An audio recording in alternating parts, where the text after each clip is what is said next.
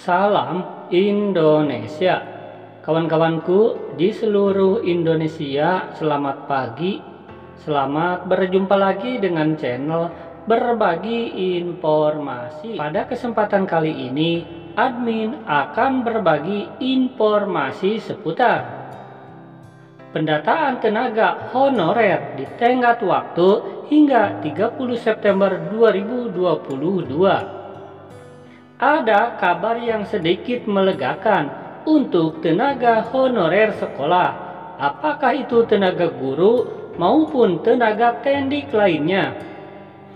Sementara ini gaji mereka adalah dari dana BOS. Apakah gaji dari dana BOS itu termasuk APBD, APBN atau lainnya? Simak terus ya di video berikut. Buat teman-teman yang belum subscribe, silakan untuk klik dulu tombol subscribe-nya agar admin semakin semangat dalam mencari berita. Dan sekarang lanjut saja ke informasi berikutnya. Dikutip dari naikpangkat.com dan judulnya sebagai berikut ya. Terjawab, guru honorer sekolah dengan gaji dana BOS bisa masuk database. Berikut syarat pendataan tenaga honorer. Ini berita masih baru ya, 10 Agustus 2022. Pada surat edaran Kemenpan RB tertanggal 22 Juli 2022 tentang pendataan tenaga non-ASN di lingkungan instansi pemerintah merupakan sebuah tindak lanjut dari surat edaran tertanggal 31 Mei 2022. Surat edaran tersebut meminta kepada setiap pejabat pembina kepegawaian PPK agar melakukan pemetaan pegawai non-ASN di lingkungan instansi pemerintah masing-masing.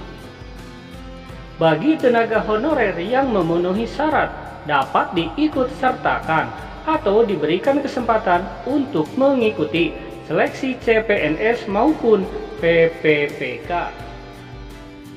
Adapun ketentuan yang tertera dalam surat edaran tersebut adalah sebagai berikut.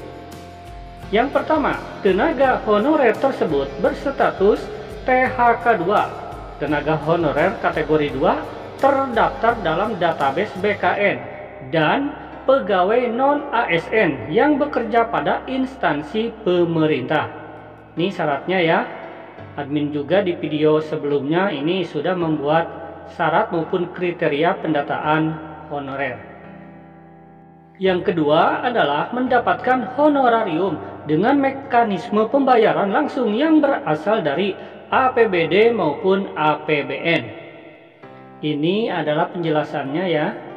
Mekanisme honorarium yang bisa mengikuti seleksi adalah melalui pembayaran secara langsung berasal dari APBN untuk instansi pusat dan APBD untuk instansi daerah.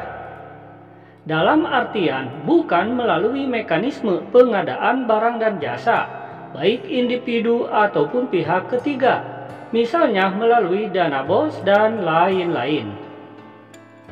APBD dalam hal ini untuk daerah tingkat 1, artinya provinsi, sedangkan untuk daerah tingkat 2, yakni kabupaten atau kota.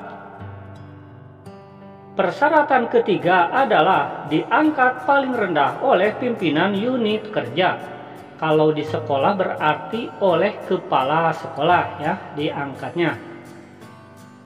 4. Telah bekerja paling singkat 1 tahun.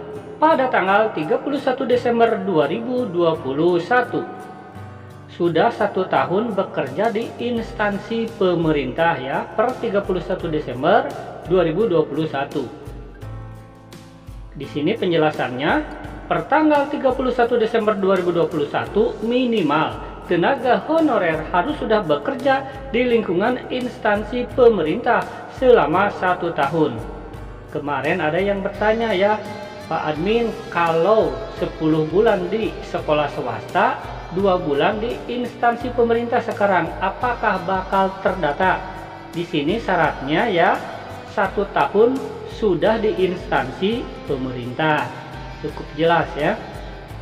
Kemudian usia paling rendah 20 tahun dan paling tinggi atau maksimal 56 tahun per 31 Desember 2021. Detail klasifikasi tenaga honorer. Tenaga honorer dalam hal ini adalah guru maupun tendik yang masih berstatus honorer bekerja pada instansi pemerintah. Kalau di sekolah ini ya, tendik ini kan ada pustakawan, penjaga sekolah, operator, ini masuknya ke tendik ya, tenaga kependidikan atau tenaga non guru. Dan di sini ada penjelasan tentang status kepegawaian. Berdasarkan dari status kepegawaian atau klasifikasi status kepegawaiannya adalah sebagai berikut. Guru honorer sekolah diangkat oleh kepala sekolah atau dengan SK pengangkatan kepala sekolah, maka pembayaran gajinya melalui dana BOS. Guru diangkat oleh kepala sekolah ya, pembayaran gajinya melalui dana BOS. Kemudian guru honorer tingkat 1 diangkat oleh gubernur melalui SK pengangkatan dari gubernur, maka pembayaran gajinya melalui APBD provinsi. Kemudian guru honorer tingkat 2 diangkat oleh bupati atau wali kota melalui SK pengangkatan dari bupati atau wali kota, maka pembayaran gajinya melalui APBD kabupaten kota. Guru swasta yang diangkat oleh ketua yayasan melalui SK pengangkatan dari yayasan, pembayaran gajinya melalui dana BOS atau komite sekolah. Dan berikut ini ada kabar ya yang sedikit menyejukkan, melegakan buat tenaga guru dan tendik dengan gaji pembayarannya dari dana BOS. Kita baca dulu ya supaya tidak salah paham. Lalu bagaimana dengan guru honorer sekolah sebagaimana pada nomor 1 yang memiliki SK pengangkatan kepala sekolah dan menerima gaji dari dana BOS? Apakah bisa diangkat menjadi ASN, PNS ataupun PPPK? Nah, ini ya sedikit kabar melegakan. Melihat persyaratan yang ada sampai sejauh ini kiranya memang telah memenuhi syarat. Akan tetapi guru honorer sekolah perlu menunggu kejelasan selanjutnya dari pemerintah. Jadi ini perkiraan sementara ya, sejauh ini sepertinya memenuhi syarat. Tetapi kita harus menunggu dulu ya, ini penjelasan dari pemerintah apakah gaji dari dana BOS tersebut bisa memenuhi kriteria dalam pendataan honorer 2022. Dan admin mendoakan ya, semoga para tenaga honorer khususnya di sekolah dengan gaji dari dana BOS bisa termasuk ke dalam kriteria pendataan honorer 2022. Dan nanti setelah ada pendataan maka akan lahir kebijakan baru ya dari pemerintah. Tenaga honorer ini mau diapakan ya, tentunya diberi kesejahteraan maupun status yang pro terhadap honorer. Amin. Wassalam.